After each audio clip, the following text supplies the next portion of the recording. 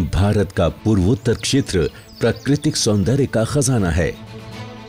बहुरंगी संस्कृतियों का ये संगम जितना सरल, जितना सुगम, उतनी ही चुनौतीपूर्ण भौगोलिक परिस्थितियां भारत की इस बहुमूल्य विरासत को एक सूत्र में पिरोने का काम करती है भारत की पूर्वोत्तर सीमा रेल।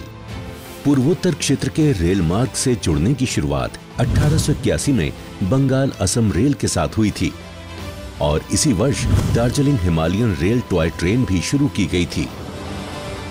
1947 में भारत का विभाजन हो गया और पूर्वोत्तर क्षेत्र एक तरह से देश से कट गया।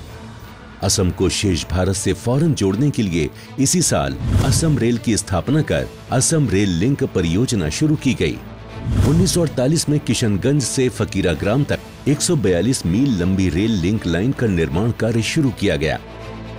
भारतीय रेल ने इसे एक साल के रिकॉर्ड समय के अंदर पूरा कर दिसंबर 1949 में यातायात के लिए खोल दिया। साल 1952 में रेलवे के पुनर्गठन के तहत असम रेल को पूर्वोत्तर रेलवे में शामिल कर लिया गया। लेकिन पूर्वोत्तर राज्यों के विकास को गति देने के लिए 15 जनवरी 1958 में इसे पूर्वोत्तर रेलवे से अलग कर पूर्वोत्तर सीमा रेलवे की स्थापना की गई।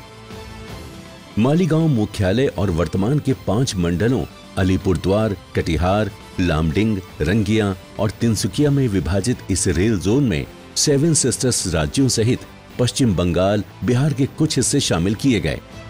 अपनी स्थापना से लेकर आज तक रेल न सिर्फ प्रगति के पथ पर अग्रसर रही है, बल्कि अपनी धरोहरों को भी संजो कर रखा है। दार्जिलिंग हिमालयन रेल इसका एक उदाहरण है, जिसमें स्टीम लोकोमोटिव अब भी पटरी पर दौड़ रही है।